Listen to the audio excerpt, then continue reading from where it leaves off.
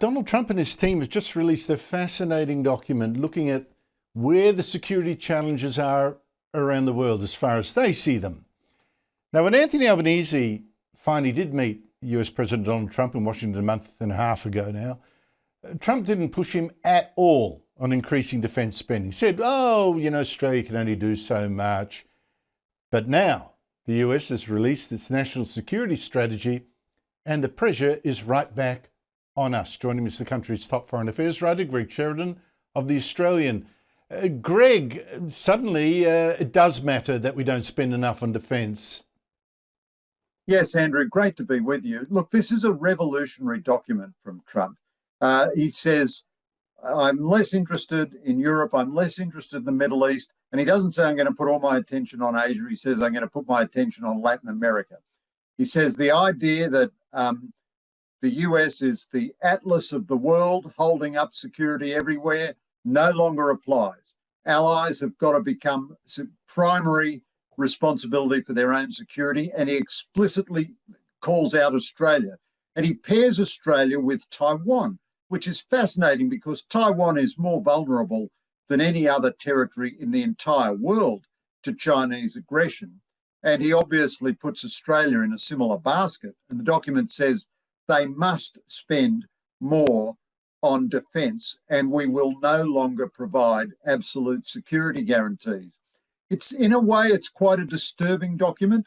He makes very sound, reasonable criticisms of Europe, but he says, I won't criticise Middle East dictatorships because I no longer want to impose democracy. And he utters not a single word of criticism of Russia and barely a word of criticism of China, but then kicks the guts out of Europe, saying it faces civilizational erasure. Well, that's true, probably, that's true. But is it really a national security threat to the United States?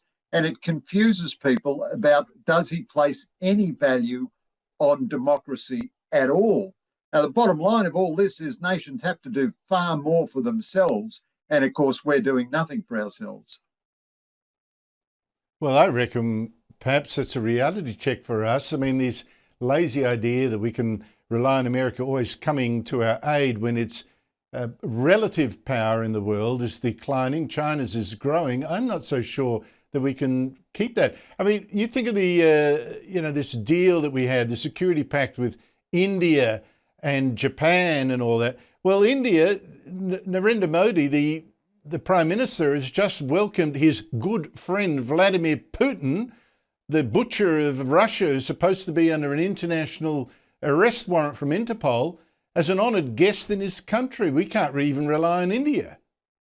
Well, that's right, Andrew. But I think India is a fascinating case in point. So this document, it has some good things in it. And a lot of what it says is true, of course. But for example, it says that the US is going to need to transform its allies into an economic bloc. And it doesn't mention China by name. It's astoundingly reluctant to say a single critical word about Russia or China. But it says we're going to have to be an economic bloc to provide secure supply chains and fair trade and all the rest. And it says the US can put this together. But the US has, in the last year, imposed insane punitive tariffs on India. And it has driven India into the arms both of Vladimir Putin and of China. And it's punished India, allegedly for buying Russian oil, in a way that it has never punished China for doing so.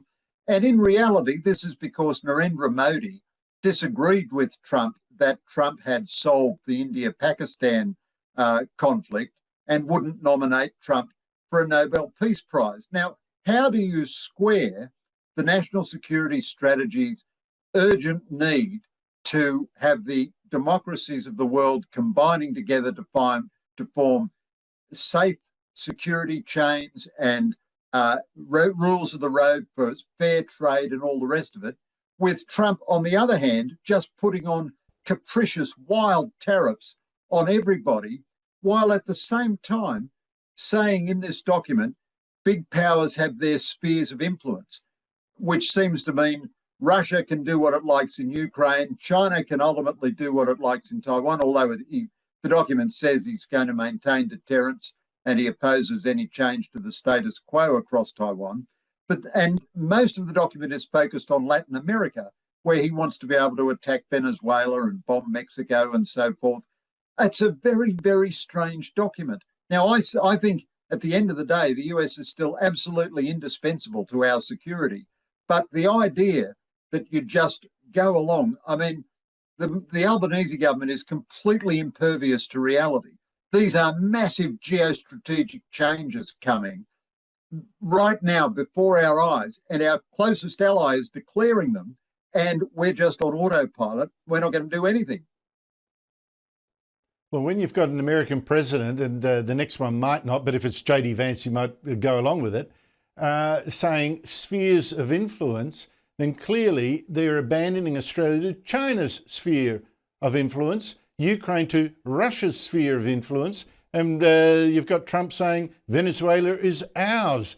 That doesn't leave us very secure at all. This is going back to the great powers in the 19th century carving up the world like that. That's right, Andrew. And in fact, it is a tremendous departure from America's way. You know, Teddy Roosevelt was a great power president, and he modified the so-called Monroe Doctrine that external powers couldn't interfere in Latin America against US interests. But when he sent the Great White Fleet to Australia in about 1907, he said, look, the Australians are a great democratic people, and we would always have their backs in any security crisis. So for 110 years, 115 years, the Americans have had a commitment to Australian security on the basis of our shared democratic values. Now, this document gives no value to democratic values. That's what it should be. It should be an alliance of civilizational values, and Donald Trump doesn't see it that way. He's interested in money and businesses. And it seems to me, Greg Sheridan, I had the feeling you're going to be writing about this in the Australian tomorrow. I urge people to look for your writings. Thank you so much for your time. Thanks, Andrew.